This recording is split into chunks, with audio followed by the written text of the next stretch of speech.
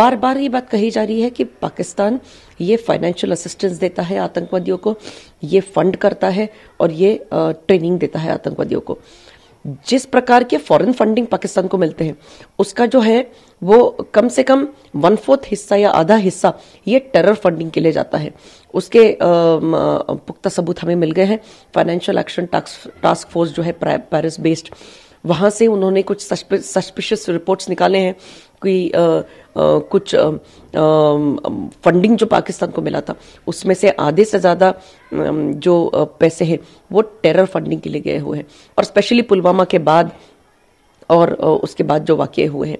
तो अगर ऐसी बात है, अगर फाइनेंशियल असिस्टेंस पाकिस्तान मांगता है तो फिर वो फाइनेंशियल असिस्टेंस पाकिस्तान के ग्रोथ के लिए यूज करना चाहिए, ना कि आपने टेरर फंडिंग के लिए यूज करना चाहिए, लोगों को मारने के लिए यूज करना चाहिए।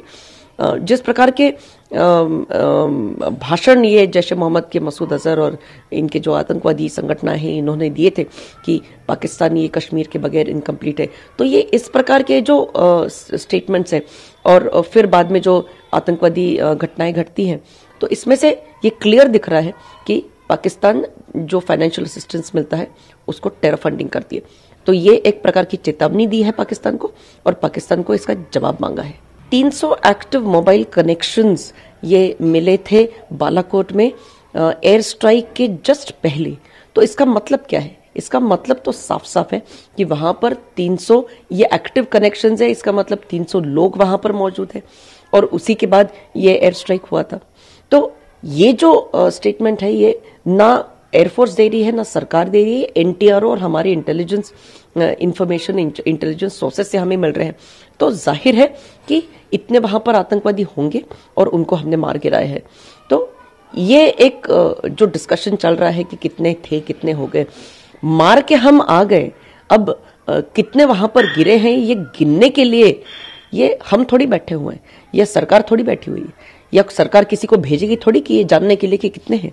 ये हमारे इंटेलिजेंस इंफॉर्मेशन ब्यूरो या हमारे सोर्सेज ही बताएंगे, और सोर्सेज के ऊपर विश्वास तो हमने करना ही पड़ेगा क्योंकि आखिरकार वो हमारे सिक्योरिटी की बैकबोन है।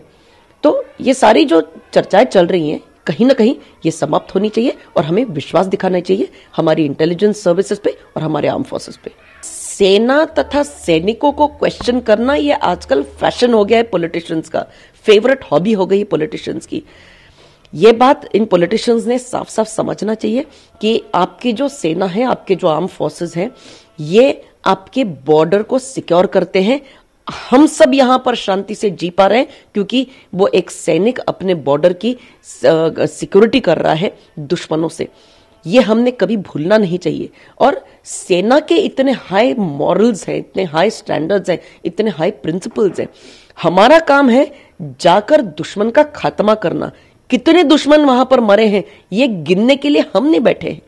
ये सारे जो सवाल करते हैं कि सेना ने क्या किया है क्या नहीं किया है, ये सारे इन पॉलिटिशियंस की कितनी बैंकरप्ट मेंटालिटी हो गई है ये दिखाती है।